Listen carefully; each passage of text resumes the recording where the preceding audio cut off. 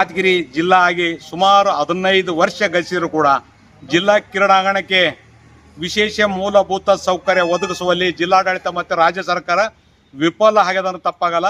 ಕ್ರೀಡಾಂಗಣದ ಒಳಗಡೆ ಡಾಂಬರ್ ರಸ್ತೀಕರಣ ಹಾಳಾಗಿ ಹೋಗ್ಯದ. ಕ್ರೀಡಾಂಗಣ ಒಳಗಡೆ ಇರ್ತಕ್ಕಂಥ ಚರಂಡಿ ತುಂಬಿ ಗಬ್ಬೆದ್ದು ನಾರ್ಲಾಕತ್ತದ. ಕ್ರೀಡಾಂಗಣ ಒಳಗಡೆ ಇರ್ತಕ್ಕಂಥ ಯಾವುದು ವಾಕಿಂಗ್ ಟ್ರ್ಯಾಕ್ ಇಲ್ಲ. ಆಮೇಲೆ ವಿದ್ಯುತ್ ಸಂಪರ್ಕ ಎಲ್ಲ ಹಾಳಾಗಿ ಹೋಗ್ಯವ.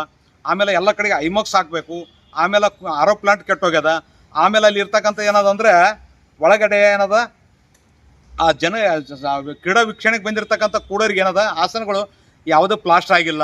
ಮೇಲ್ಗಡೆ ಹಾಕಿರ್ತಕ್ಕಂಥ ಟೀನ್ ಹಾಕಿರ್ತಕ್ಕಂಥ ನೆರಳಿನ ವ್ಯವಸ್ಥೆ ಮಾಡೋಕೆ ಅದಕ್ಕೆ ಎಂಗ್ಲೇರ್ಗೆ ಅರ್ಧಕ್ಕೆ ಕಲರೇ ಹೊಡೆದಿಲ್ಲ.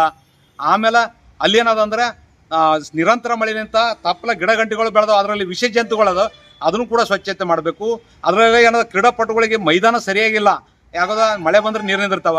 ಆಮೇಲೆ ಆಟಗಾರಿಗೆ ಏನದ ವಿಶೇಷ ಖೋಖೋ ಆಗಿರೋ ಇನ್ನೋದು ಆಟದ ಮೈದಾನಗಳಿಲ್ಲ, ಸ್ವಚ್ಛ ಮಾಡ್ತಕ್ಕಂಥ ಕೆಲಸ ಆಗಬೇಕು ನಿರಂತರ. ಇಲ್ಲದಿದ್ದರೆ ಏನದಂದರೆ ಇವತ್ತು ಒಂದು ವಾರ ಅಂದರೆ 30ನೇ ತಾರೀಕು ಒಳಗೆ ಗಡುವು ಕೊಟ್ಟಿದ್ವಿ. ಇವತ್ತು ಏನಾದರೂ ಚಿತ್ತಾಪುರ ರಸ್ತೆ ಇರಲ್ಲ ಆಂಜನೇಯ ದೇವಸ್ಥಾನದಲ್ಲಿ 30ನೇ ತಾರೀಕದೊಳಗೆ ಇವೆಲ್ಲ ಕೆಲಸ ಮಾಡಬೇಕು. ಮಾಡದಿದ್ದರೆ ಮಾನ್ಯ ಮುಖ್ಯಮಂತ್ರಿಗಳು 3ನೇ ತಾರೀಕು 4ನೇ ತಾರೀಕು ಯಾದಗಿರಿ ಬರ್ತಕ್ಕಂಥ ಪ್ರವಾಸದಲ್ಲಿ ಇದನ್ನು ಸರಿಯಾಗಿ ಪಡಿಸಲಿಲ್ಲ ಅಂದರೆ ಆ ಮುಖ್ಯಮಂತ್ರಿಗೆ ವಿರುದ್ಧ ಏನದ ಕಪ್ಪು ಬಾವುಟ ಪ್ರದರ್ಶನ ಮಾಡ್ಬೇಕಂತಕ್ಕಂಥದ್ದು ಇವತ್ತು ನಿರ್ಧಾರ ತೆಗೆದುಕೊಂಡಿವಿ.